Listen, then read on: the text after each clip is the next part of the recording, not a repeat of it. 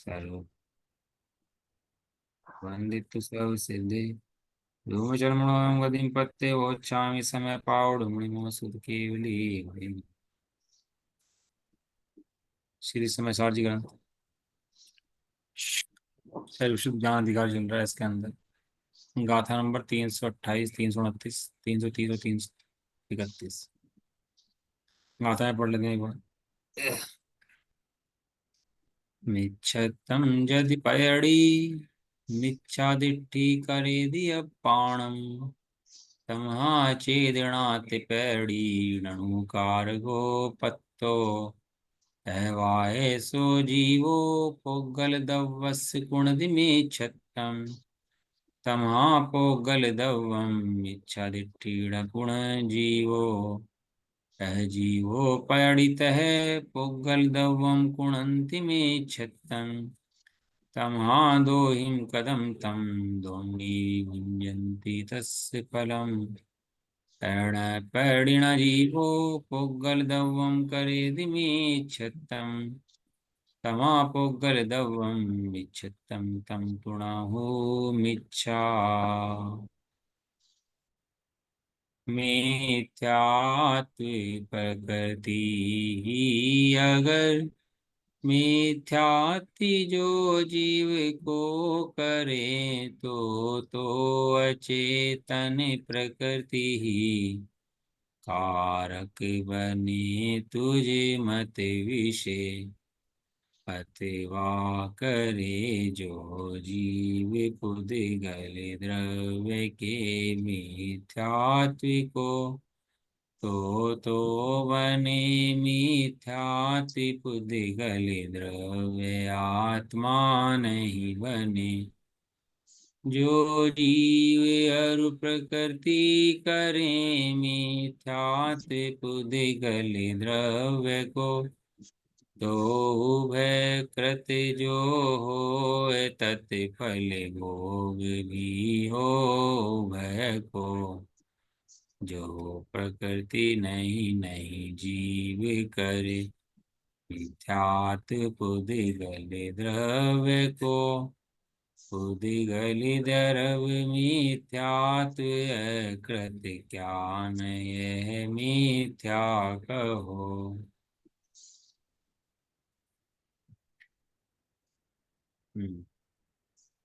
उठाने का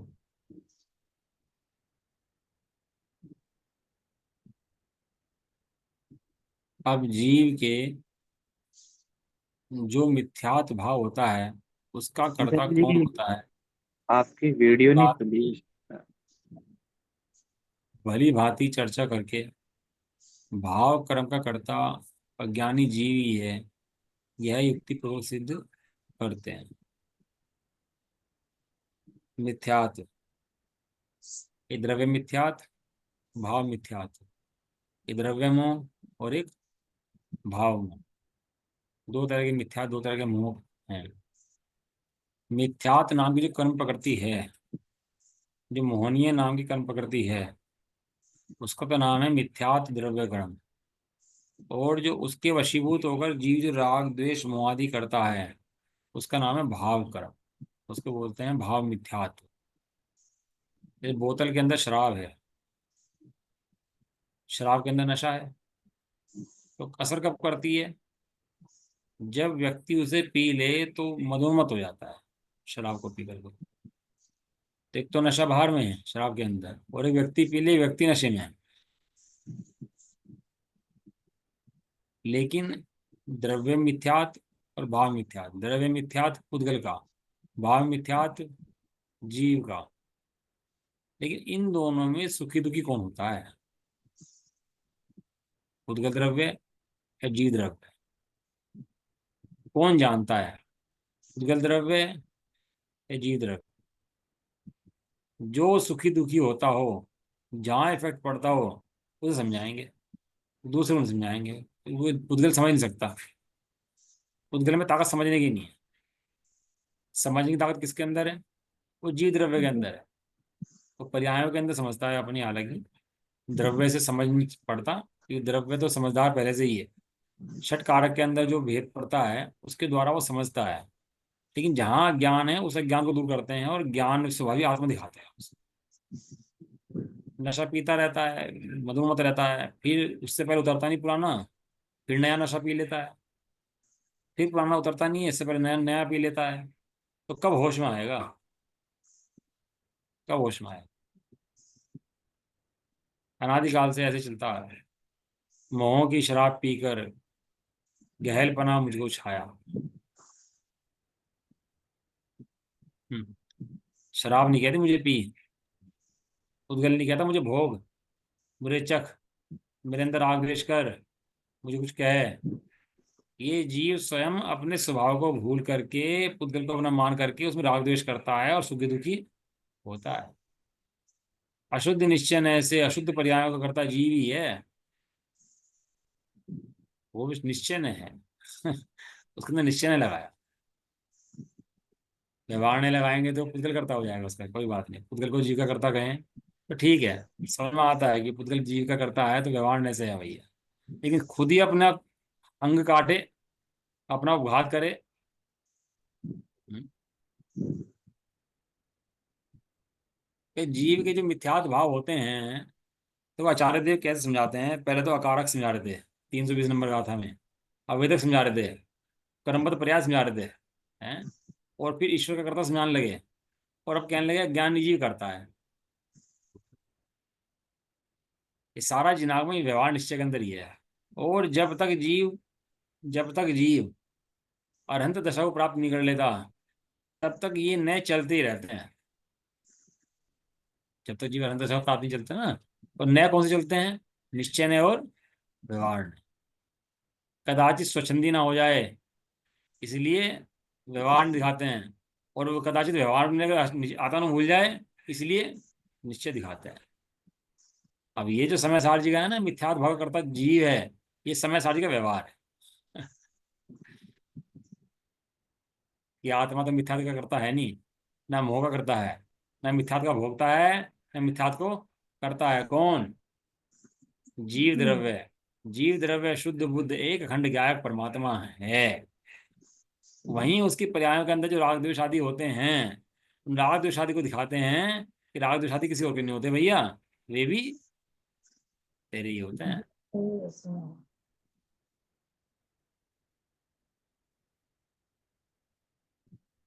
संसार का कर्ता भी पर्याय है और मोक्ष का कर्ता भी पर्याय है।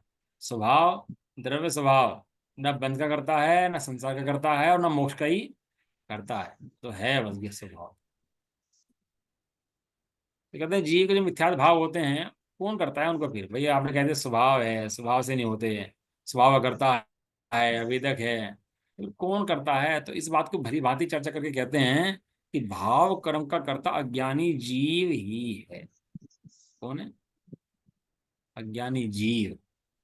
दिखा शब्द ही है, शब्द या ही।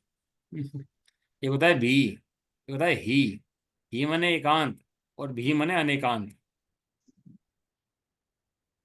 ही मने निश्चित है, इसके अलावा कोई और नहीं है। भाव कर्म का कर्ता कोई होगा तो कर्म कर्ता नहीं होंगे, उसका कर्ता कौन होगा? उसका कर्ता जीव होगा। मोह कर्म नहीं कहता, मिथ्यात्व प्रकृति नहीं कहती कि तुम मोह कर। अगर मिथ्यात्व प्रकृति जबरन मिथ्यात्व कराती है क्या? मिथ्यात्व की प्रकृति है, मोह की प्रकृति है, कोई जीव से जबरन मिथ्यात्व कराती है क्या? बाकी कर्मों की बात छोड़ दो, चलो ज्ञानावर्णीय, दर्शनावर्णीय, अंतरावर्णीय, जो तो अभाव कर सकता है जीव। ये मोह तो कराता है ना, मोह दिखता है ना साक्षात। कि मोह के काल में भी जो जीव अज्ञान में रूप परिणमित होता है, उसको अज्ञान रूप परिणमित करने में निमित्त बनती है, वो उसको परिणमन नहीं कराती।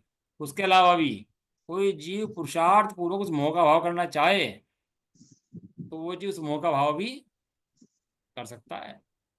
ऐसा नहीं कंपलसरी है जीव के लिए कि जीव कर्म होने ही पड़ेंगे, करने ही पड़ेंगे। स्वामी जी कहते थे डिग्री टू डिग्री रिकॉर्ड नहीं होता। कि बुखार अंदर में 98% है और टेम्परेचर 98 आया, 99 है तो 99 आया, 100 है तो 100 आया। डिग्री टू डिग्री रिकॉर्ड नहीं होता। ये जो कर्म के ऑप्शन, छह छह ऑप्शन है ना, ये बड़े काम की चीज़ है। आप पढ़ोगे ना तो बड़ा कमाल है इनके अंदर। कर्म के उदय, उपशम छह छह, उपशम बंध, सत्ता, उदय, उदीर्णा, ये जब पढ़ेंगे ना कर्म की दशा, तो बड़ा कमाल का मंत्र है इनके अंदर। कर्म जबरन विकार नहीं कराता, कर्म बंधता है। लेकिन जरूरी नहीं वर्तमान में उसको उदय आ जाए। उदय उसका आगे पीछे आ सकता है। अभी का बांधा हुआ कर्म बाद में उदय में आए। भाई पापी जीव होते हैं ना, ये पाप करते हैं, बहुत भयंकर पाप करते हैं, मारते हैं, काटते हैं, हिंसा में लगे रहते हैं। लेकिन अभी तो पाप का उदय नहीं है। लेकिन जब पाप का उदय आएगा तो वो रुकेगा नहीं, फिर वो लंबा पाप का उदय चलेगा। लेकिन फिलहाल जो वर्तमान दशा है, जब पाप का परिणाम तो है लेकिन पाप का उदय नहीं है, उस समय में ये जीव कल्याण करना चाहे तो कर सकता है।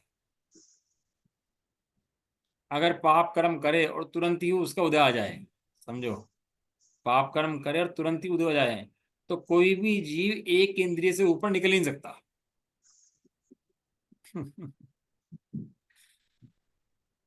अनंतों भवों के किए हुए पुण्य जो इकट्ठे करे ना आज हमने, उसका फल है कि हम स्वाध्याय सुन लिया सामने बैठ करके। यदि वो पुण्य भी तुरंत क्षीण हो जाए और पाप भी तुरंत उदय में आ जाए, तो वो जीव एक इंद्रिय से ऊपर बढ़ ही ना पाए, वो वहीं मरता जीता रहेगा एक इंद्रिय के अंदर।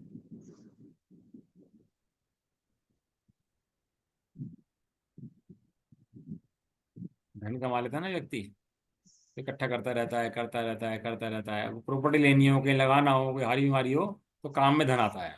कौन सा धन काम में आता है? जो इकट्ठा किया हुआ धन है वो काम में आता है बस। इकट्ठा ना करे, अब तुरंत खर्च कर दे तो जो भी हो तुरंत खर्च, जो भी हो तुरंत खर्च। ये होता है ना मुसलमान वगैरह, इनके टैलेंट बहुत होता है इनके अंदर, योग्यता बहुत होती है, और पैसा भी अच्छा कमाते हैं। एक आदत नहीं होती जो बनियों के अंदर खास होती है। क्या? पैसा जोड़ना इन पे नहीं आता। जो भी आते हैं तुरंत खर्च करते हैं, जुए में उड़ाएंगे, शराब में उड़ाएंगे, ऐशबाजी करेंगे, लेकिन रोक नहीं सकते पैसे। तो कैसे रहते हैं? गरीबों की तरह, दीन गरीब। इसीलिए कह रहा हूं, यदि कर्म का उदय तुरंत आ जाए तो जीव एक इंद्रिय से ऊपर बढ़ ना पाए, वहीं दीनहीन गरीब बना रहेगा। ये जो जी कर्म बांधता है, इकट्ठे हो जाते हैं, पुण्य इकट्ठा हुआ हुआ हुआ हुआ हुआ थोड़ा थोड़ा, और फिर उदय में इकट्ठा आया, तब जाके जीव को इतनी व्यवस्था मिलती है, इतनी अनुकूलताएं प्राप्त होती है थोड़े समय के लिए। कितने समय के लिए? थोड़े समय के लिए। थोड़े समय।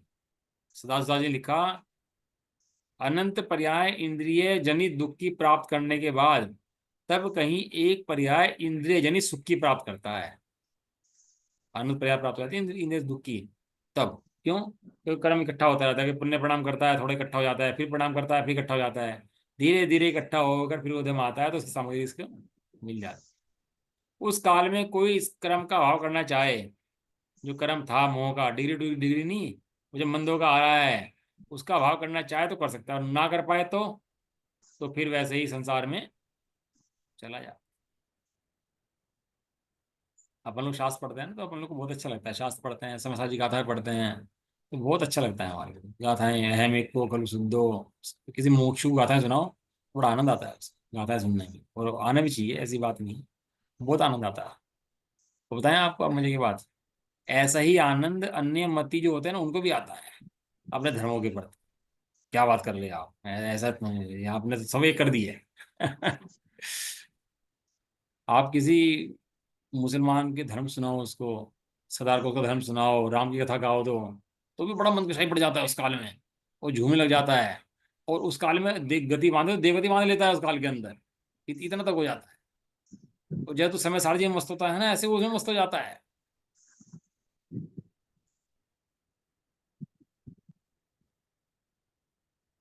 कमाल की बात है सही में, क्या कहें।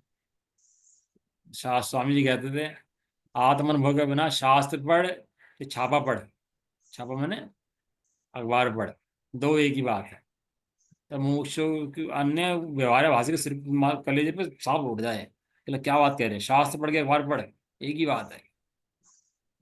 इसलिए कह रहा हूँ, अन्य मत की जो मजा आता है ना सुनने में अपने धर्म के बारे में, ऐसे इसको मजा आता है, व्यवहार भाषी को व्यवहार का मजा आता है। उसको पूजा करा दो, पाठ करा दो, विधान करा दो, 6 6 घंटे बैठा रहेगा, उसको मजा आता रहेगा 6 6 घंटे, लोटम पोट हो जाएगा। और इसको मुमुक्षु को गाथाएं पढ़ा दो, उसको लोटम पोट हो जाएगा, उसको मजा आ जाएगा वहां पर। ये गया हमारे साथ, हम विधान करने गए, एक व्यक्ति गया हमारे साथ। अब वो विधान चल रहा तो लोटम पोट हो रहा, लेट लेट के पूजा कर रहा है भगवान की, ऐसा हो रहा बस भगवान की भक्ति में मस्त, एकदम आनंद में, बहुत मजे मस्त कर रहा। तो एक मुंह व्यक्ति बोला, कहने लगा ये मस्ती जो इसकी है ना, ये उदय प्रणाम है इसका। ऐसा अन्यमति भी हो जाता है मस्त। तुम सोचो कि मुमुक्षु के अंदर मस्त हो रहा है तो बहुत बढ़िया जीव है, और गैर मुमुक्षु में मस्त हो रहा है तो बढ़िया जीव नहीं है। वे भी ऐसे समझते हैं। तो इसका प्रमाण कैसे बने, इस बात में डिफरेंस कैसे पता लगे? हैं? ठीक है।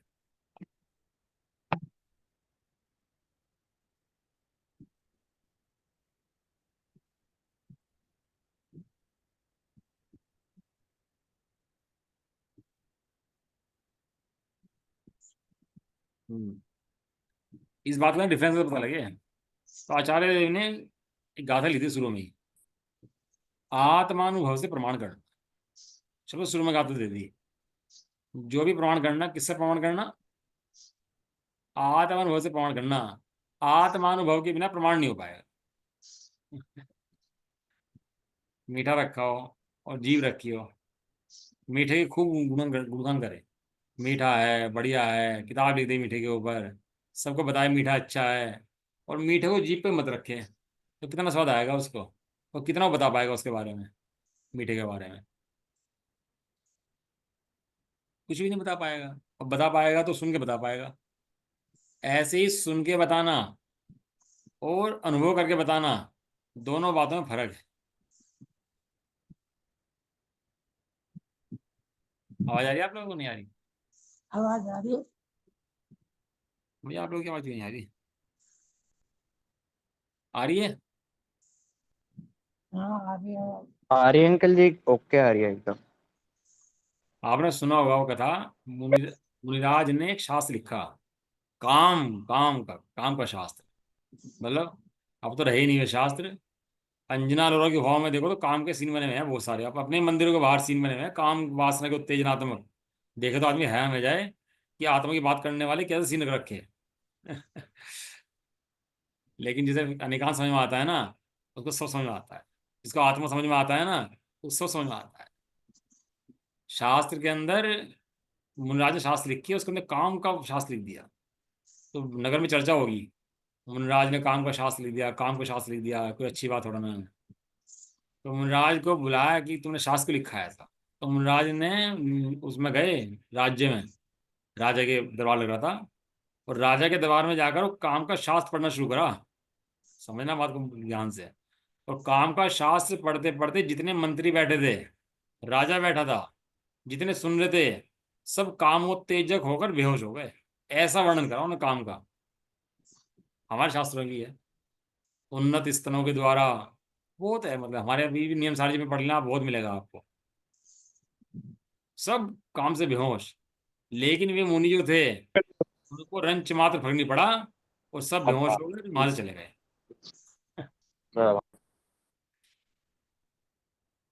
कौन समझे इस ज्ञानी की दशा कैसी होती है? भ्रम से ज्ञानी मान लिया, ज्ञानी मान लिया अपने आप को। इसलिए कहते हैं आत्मानुभव प्रमाण है। आत्मानुभव के बिना बातें करेगा तो कोरी बातें करेगा, तो भले ही समय सारी गाथाएं पढ़ देना 415 की 15, लेकिन बातें कोरी की कोरी रह जाएंगी। लेकिन अनुभव सहित, अनुभव चिंतामणि रतन, अनुभव है रसकूप, अनुभव मार्ग मोक्ष को, अनुभव मोक्ष स्वरूप। कैसे लिखा होगा बताओ बनारस दास जी ने? ये दोहा अनुभव का वो है वो दोहा, अनुभव प्रमाण। रतन के पीछे भागता है भाग में, कहता है अनुभव देख भाई, रस का कुआ है अनुभव। अनुभव आत्मा का अनुभव कर ले एक बार, सारा अनेकांत सारा समय सारा लग जाए। वो माता तो बनाने में मेहनत करे, रसगुल्ले को बहुत मेहनत करे, इतना घोटे करे, और बच्चा भागा भागा आए और रसगुल्ला जीप पे रखे, उसको मजा आ जाए। ना विधि जानता, ना बनाया, ना मेहनत करी, लेकिन मजा आ गया, नहीं आ गया उसको? आचार्य कुंदन देव ने लिख दी है, मेहनत करी, अनुभव करा, बताया, बनाया। ये अनुभव करने वाला एक गाथा पढ़े स्वामी जी की तरह, और कह दे अरे ये तो ऐश्वर्य होने का शास्त्र है। ऐश्वर्य होने का मतलब सिद्ध बनने का शास्त्र है ये। ये आनंद करने का शास्त्र है। और लेकर चले गए गड्ढे में उसको, वहां पर जंगलों में, तो गड्ढे में बैठ के पढ़ते रहे। बात गड्ढे की थोड़ा ना है, जंगल की थोड़ा ना है, बात तो आनंद की है। आनंद दिखा दो जीव को, फिर गड्ढा हो कि जंगल हो, कौन देख रहा है फिर उसको? आनंद मिलना चाहिए। बस सुख दिखा दो, सुख है इसके अंदर। फिर तुम कुछ भी करा दो उससे, रात दिन पढ़ा दो बच्चे को, रात दिन पढ़ेगा, मेहनत करेगा, क्या दिखा दो बस उसके अंदर, उसके समझ में आ जाए इसके अंदर सुख है बस। ऐसी दृष्टि से सृष्टि पड़ जाती है पूरी। जैसे विषय भोग वासना में जीवन व्यतीत हो जाता है पूरा का पूरा। समझ में आया? भाव कर्म का करता कोई और नहीं है, भाव कर्म करता अज्ञानी जीव है। लेकिन ये द्रव्य स्वभाव की बात नहीं चल रही है, ये पर्याय स्वभाव की बात चल रही है। लेकिन ये द्रव्य स्वभाव को भूला है, तो जो पर्याय स्वभाव समझना भी जरूरी है। आपने सूत्र पढ़ा, सम्यक ज्ञानम प्रमाणम। सम्यक ज्ञानम प्रमाणम, प्रमाण मैंने श्रद्धा के अंदर एकांत, ज्ञान के अंदर अनेकांत, प्रमाण है अनेकांत। प्रमाण एकांत नहीं है, प्रमाण अनेकांत है। और वो सम्यक ज्ञान उस प्रमाण को पूरा समझता है, द्रव्य को भी और पर्याय को भी। उसका नाम प्रमाण है। और ऐसा समझने के बाद वो श्रद्धा उस एकांत द्रव्य स्वभाव को स्वीकार करती है। उसके बाद प्रमाण का जन्म होता है। पहले प्रमाण की समझ होती है, फिर प्रमाण का जन्म होता है। प्रमाण का जन्म क्या होता है? वो पर्याय द्रव्य में लीन हो जाए, समा जाए, लवलीन हो जाए, इसका नाम प्रमाण है। यह है वस्तु अभेद एक। अब वहां विकल्प भी नहीं रहते हैं। प्रमाण ने निक्षेप को विकल्प ना वच भेद तहां, कहाँ लिखा बताओ, कहाँ ये लाइन? क्यों भाई वीर, शास्त्री का रखे तुमने, तो बताओ कहाँ कहाँ कहाँ लाइन कहाँ आई वहां? थोड़ा दिमाग लगाते रख रहे हो बीच में। परिमाण ने निक्षेप को वच क्या है, भेद न वच भेद ना तहां। छह ढाल की छठी ढाल के अंदर जब मुनिराज आत्मा का अनुभव करते हैं, तो जब मुनिराज में आत्मा का अनुभव करते हैं तो उस समय कैसी दशा होती है उन मुनिराज की, वो उसका वर्णन करा वहां पर छठी ढाल के अंदर। पढ़ा हूँ, एक मिनट रुको, पढ़ा था।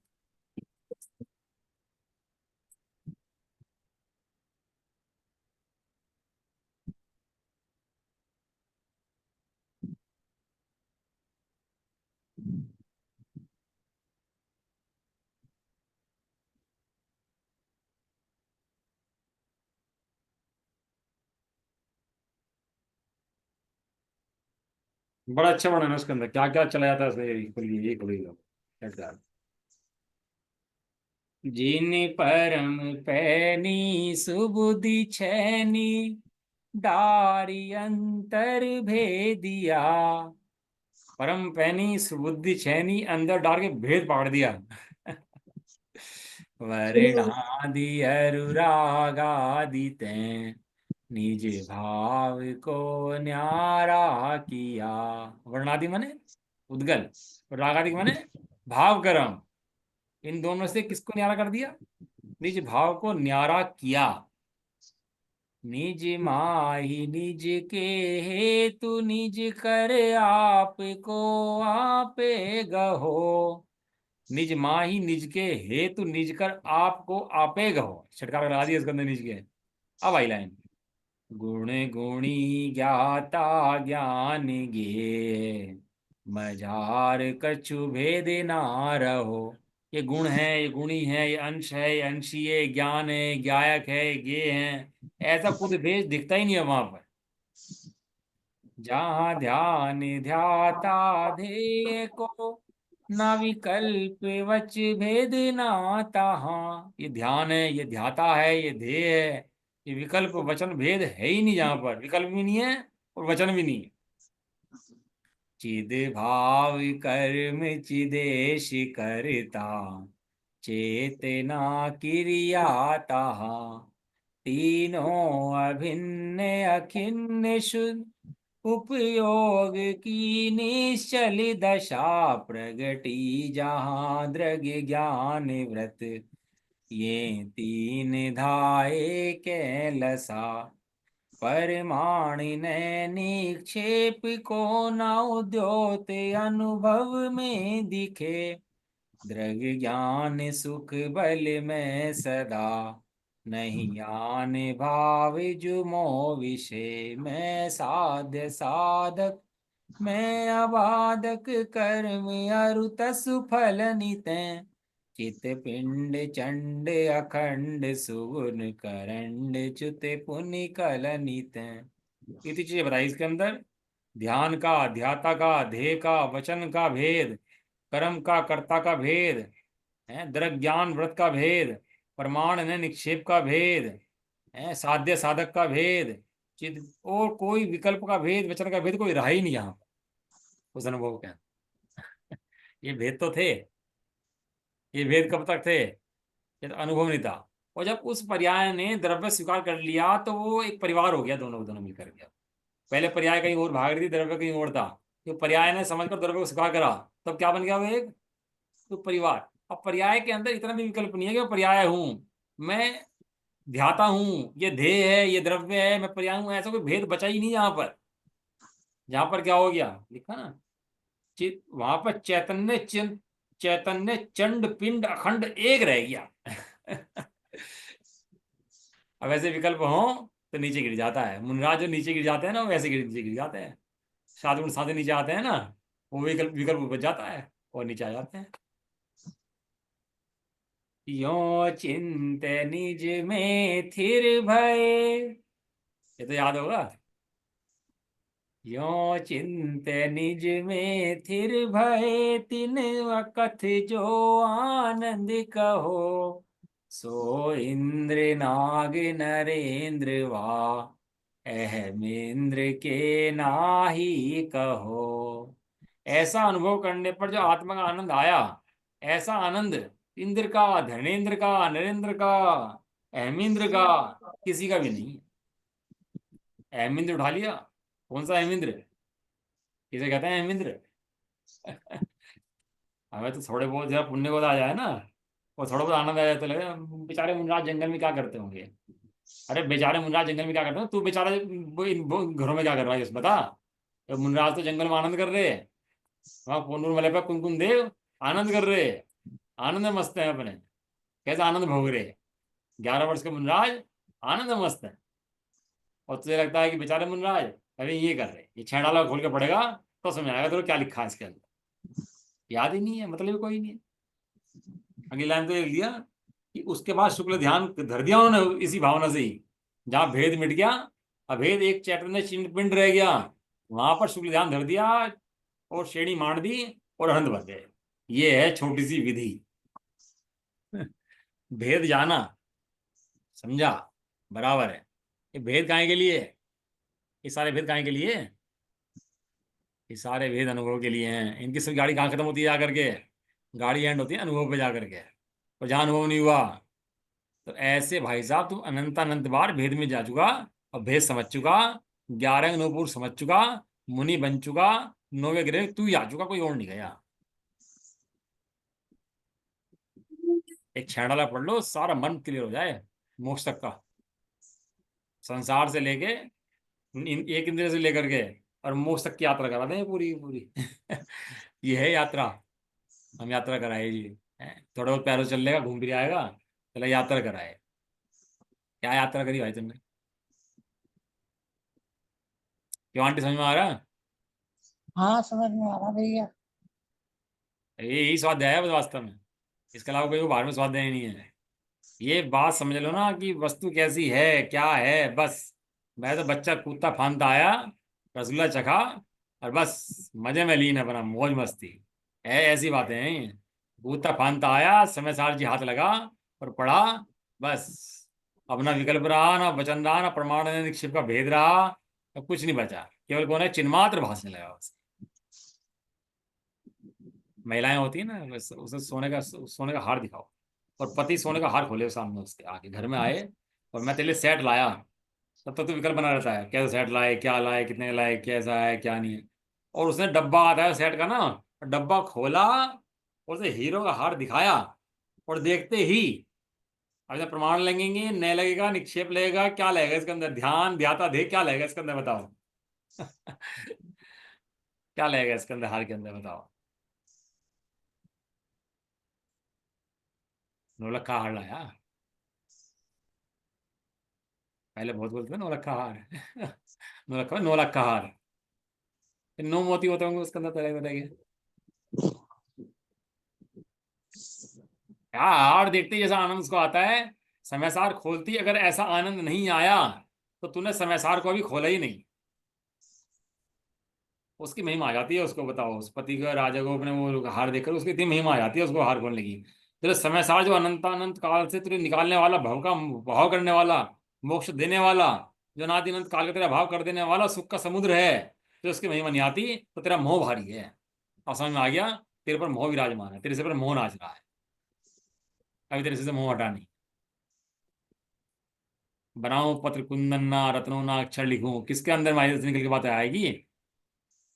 जिसे पता लगेगा कि कुछ ऐसी चीज थी। किस उस पति की महिमा आएगी? अंधी है, बेअकली है, पागल है, उसे महिमा आएगी क्या हार देख करके? बेअकल है, पागल है, अंधी है, पता ही कुछ नहीं है, उसे महिमा आ जाएगी? ये जो अकलमंद हो, अकलमंद नहीं, अकलमंद हो। और जो समझदार हो, जिसके लिए चलती हो, बुद्धिमान हो, देखते ही उसे हार की महिमा आए और पति की महिमा भी आए। ऐसा, ऐसे ही यहाँ देखते ही समय सार की महिमा आए और समय सार जो मैं गायक बताया, तब निकलती हैं भक्तियां, तब निकलता है स्वाध्याय, तब समझाया था दूसरे जीव को।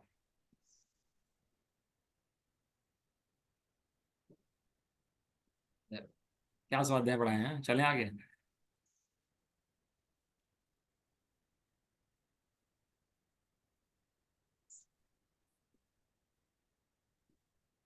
आनंद का धाम, सुख का सागर, भगवान आत्मा के दर्शन अगर नहीं हुए, समझ लो आप बात ध्यान से, तो शास्त्र पढ़ता हो कि बेशास्त्र पढ़ता हो, जैनी हो या जैनी हो, चाहे बहुत बड़ा पापी हो या बहुत बड़ा पुण्यात्मा हो, दोनों बराबर हैं। यहाँ संसार के अंदर भेद ही दो हैं, एक सम्य आत्मानुभूवियों का और एक आत्मा के अनुभव ना करने वालों का। यहाँ जीव ही दो हैं बस, इसके अलावा तीसरा जीव ही नहीं है यहाँ। कौन कौन से? एक तो जो आत्मा का अनुभव करते हैं वे, जो आत्मा का अनुभव नहीं करते वे। थोड़े में लिखा है बातें बनाता है। खाली एक शब्द हो रहा है उसके पहले, बातें बनाता है, उसके पहले अच्छा शब्द है, चतुराई की बातें बनाता है। क्या है लिखा आंटी? चित्राई की बात बना बताता है। चतुराई की बातें बनाता है, चतुराई माने चतुर नहीं है, होशियार। लेकिन बातें बनाना सीख गया। अब हम स्वाध्याय करने वाले विद्वान होते हैं तो पढ़ाने वाले, पढ़ाना सीख जाता है बस। और लोग 10 लोग 100 लोग विद्वान कहें, आदर सम्मान कर दें, तो उसको अच्छा लगता है कि हाँ जी मेरा आदर हो गया, सम्मान हो गया। अपने भाई साहब कहते हैं मुझे ब्रह्मचारी देखता रहेगा, गायक कब देखेगा? ब्रह्मचारी भाई साहब, ब्रह्मचारी भाई साहब, ब्रह्मचारी भाई साहब हैं, और ब्रह्मचारी देखता रहेगा, गायक कब देखेगा? जो ये ब्रह्मचारी तो 10 20 50 साल का है, लेकिन गायक, ये ब्रह्मचारी तो पर्याय है, नष्ट हो रही है प्रतिक्षण, और गायक, लेकिन सब दिख जाएगा। देखो गायक, एक जीव मिले ना पढ़ने के लिए जिज्ञासु, मंद कसाई हो, तो गायक देख के समझाओ उसको, ये समझो ये जीव है सामने वाला, ये जीव समझ जाए। जीव, इससे बड़ा जीव का उपकार कोई नहीं है। इस जीव की ये समझ में आ जाए कि मैं जीव हूं, और ये जीव दूसरे को ये समझा दे कि यह तू जीव है, इससे बड़ा अपने ऊपर उपकार नहीं है, और इससे बड़ा दूसरे को उपकार नहीं है। किसने समझाया ये समझाया कुंदन देव ने, ये समझाया गुरुदेव ने। ये जीव है भाई।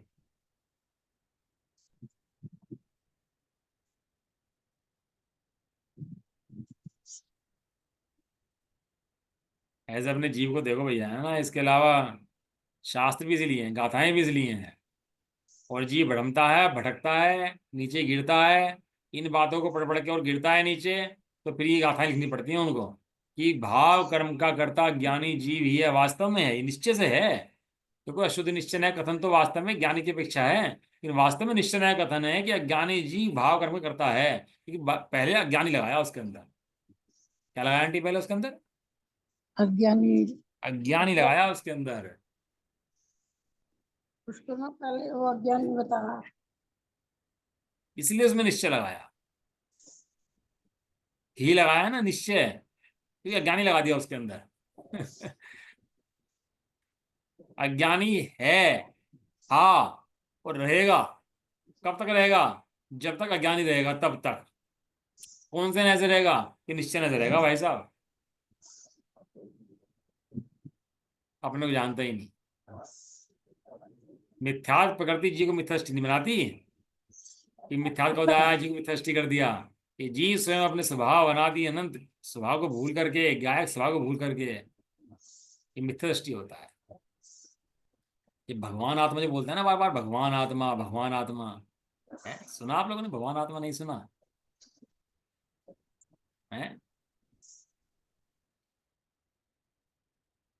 ये आनंद मंत्र है। भगवान आत्मा सुनते ही अंदर में उछाला मार जाना चाहिए कि अरे आत्मा भगवान और तू स्वयं। तो ऐसा भगवान आत्मा सुनते ही अंदर उछाला मार जाना चाहिए कि तू भगवान आत्मा है। ये जगत में सबको भगवान मान रहा था, ये भगवान वो भगवान वो भगवान, सबको भगवान मान रहा था। एक कहाँ दिखाया भगवान? नहीं, मैं मैं स्वयं भगवान हूँ। मतलब कहाँ से बात उठाएं, मतलब किसे क्या समझाएं? तू स्वयं भगवान है। एक भगवान को भगवान दिखाना पड़ रहा है, बताओ।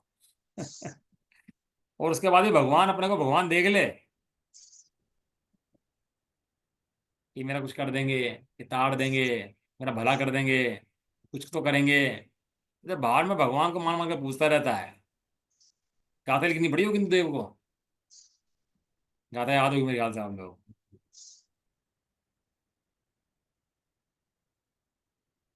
जिन देव तन मंदिर रहें, जन मंदिरों में खोजते। इन प्रतिमाओं के अंदर भगवान नहीं है। जीवंत भगवान कहाँ है? जीवंत भगवान तो अपने स्वयं है। ये देह भगवान नहीं है। जिस देह को तू पूजता है वो देह भी भगवान नहीं है। जिस देह को तू भगवान मानता है ना बाहर में भी, अनंत की प्रतिमा को, वो अनंत की प्रतिमा भी भगवान नहीं है। और जिस देह को तू भगवान मानता है देह भी भगवान नहीं है।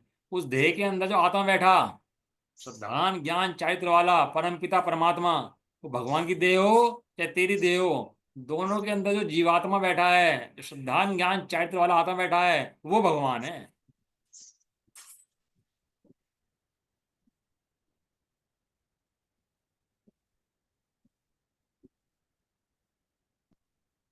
जानते ही नहीं। श्रद्धान किसे कहते हैं, ज्ञान किसे कहते हैं, चारित्र किसे कहते हैं, भगवान किसे कहते हैं, आनंद किसे कहते हैं, सुख किसे कहते हैं। बस पढ़ के रट के और सोचता है बस मेरा धर्म हो गया। जिन देव तन मंदिर रहे जन मंदिरों में खोजते, है हंसी आती देखकर ये सिद्ध भोजन ढूंढते। सिद्ध गई भोजन ढूंढते होंगे, नीचे उतरते होंगे आकर के, भैया खाना खा लो, पड़का लो सिद्ध को भी आज, हे सिद्ध भगवान आओ। भोजन करो, आहार करो।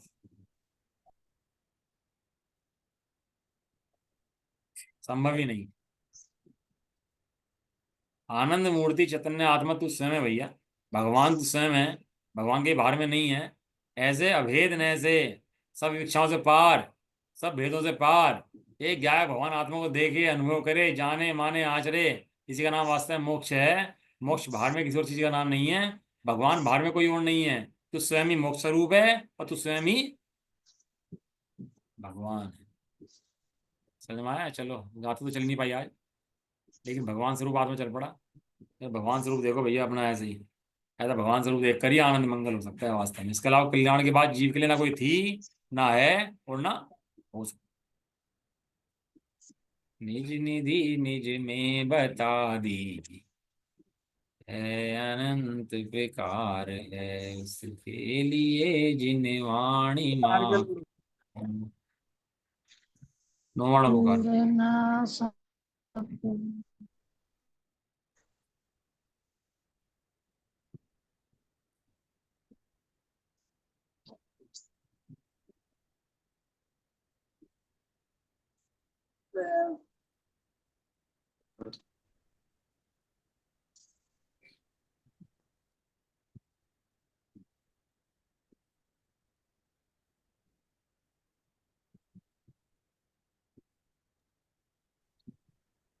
जगदवासिनी मणि माता की जय हो। जाओ हाँ, जैन धर्म की।